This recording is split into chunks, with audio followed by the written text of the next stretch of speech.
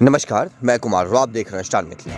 डिब्रूगढ़ और गोमती नगर के बीच शुरू होने वाली अमृत भारत एक्सप्रेस का मार्ग परिवर्तन के लिए माननीय सांसदगण के द्वारा रेल मंत्रालय के नाम से पत्र लिखा गया है। पत्र में माननीय सांसदगण के द्वारा जिक्र किया गया है जो आने वाले 17 जनवरी को गोमती नगर और डिब्रूगढ़ के बीच में एक साप्ताहिक अमृत भारत एक्सप्रेस का उद्घाटन माननीय प्रधानमंत्री जी के द्वारा प्रस्तावित है। इस ट्रेन का परिचालन नवनिर्मित रेलखंड गलगलिया, अररिया, फॉरबिसगंज, झंझारपुर, दरभंगा, सीतामढ़ी के रास्ते किया जाए। दरअसल आने वाला 17 और 18 जनवरी संपूर्ण बंगाल के लिए एक ऐतिहासिक क्षण होने वाला है। इस दिन एक दो नहीं बल्कि 13 ट्रेनों का उद्घाटन माननीय प्रधानमंत्री जी करने वाले हैं। साथ ही साथ देश की सबसे पहली वंदे भारत स्लीपर बंगाल को मिलने जा रही है। इसमें कुछ ट्रेनें ऐसी हैं जो बिहार होकर गुजर रही है, जिसमें मुख्य तौर से 3 ट्रेन, पहला गोमती नगर डिब्रूगढ़ अमृत भारत एक्सप्रेस,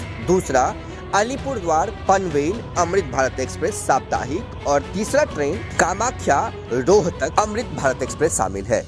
इस तीनों ट्रेनों का उद्घाटन 17 और 18 जनवरी को होना है, जिसकी समय सारणी जारी कर दी गई है। जारी समय सारणी के अनुसार यह तीनों ट्रेन खगड़िया होकर चल रही है। ऐसे में रेल विभाग के द्वारा मिथिला का जो यह भूभाग है, इस क्षेत्र को अनदेखा करने जैसा प्रतीत हो रहा है और इसीलिए माननीय सांसदगण के द्वारा डिब्रूगढ़ और गोमती नगर के बीच अमृत भारत एक्सप्रेस, जिसका उद्घाटन 17 और 18 तारीख को होना है, इस ट्रेन को नवनिर्मित रेलखंड गलगलिया, अररिया, फॉरबिसगंज, झंझारपुर, दरभंगा, सीतामढ़ी के रास्ते चलाने की मांग की गई है। सुपौल सांसद श्री दिलेश्वर कामेत जी ने अपने पत्र में लिखा है कि गाड़ी संख्या 15949 और 50 का परिचालन गलगलिया, अररिया रेलखंड से किया जाए अथवा इस ट्रेन का परिचालन सप्ताह में 2 दिन हो। एक दिन खगड़िया होकर तो वहीं दूसरे दिन फॉरबिसगंज, झंझारपुर, दरभंगा के रास्ते। वहीं झंझारपुर लोकसभा क्षेत्र के सांसद श्री रामप्रीत मंडल जी का कहना है कि 15 सितंबर 2025 को जिस अररिया गलगलिया रेलखंड का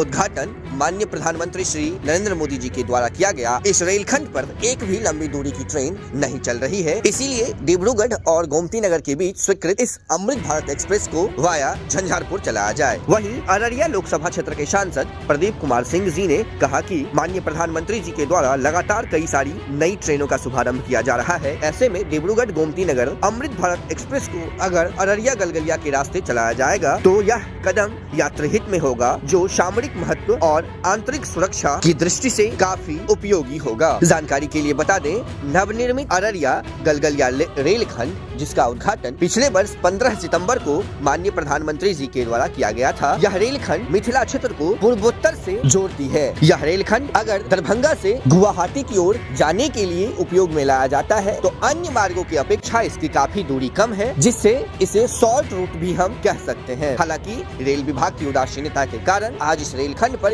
एक भी लंबी दूरी की ट्रेन नहीं चल रही है। उम्मीद था जो प्रस्तावित 3 ट्रेनों में से किसी एक न एक ट्रेनों का परिचालन इस रेलखंड से किया जाएगा, लेकिन रेल विभाग की नाराजगी और अनदेखी के कारण इस रेलखंड को एक ट्रेन भी नसीब नहीं हुआ, जिसको लेकर अररिया, सुपौल और झंझारपुर सांसद ने पत्र लिखकर माननीय रेल मंत्री का इस रेलखंड की ओर ध्यान आकृष्ट किया है, जिसमें डिब्रूगढ़ गोमती नगर अमृत भारत एक्सप्रेस को नवनिर्मित रेलखंड होकर फॉरबिसगंज, झंझारपुर के रास्ते चलाने की मांग किए हैं। हालांकि इस ट्रेन का उद्घाटन आने वाले 17 जनवरी को है। अब इसका मार्ग बदलेगा या फिर यह सप्ताह में 2 दिन चलेगी, ये अभी तय नहीं, लेकिन तीनों सांसदगण का प्रयास काफी अच्छा रहा। उम्मीद है आने वाले समय में जरूर इस रेलखंड पर भी नई ट्रेन देखने को मिलेगी। अत्यधिक जानकारी के लिए जुड़े रहें स्टार मिथिला से।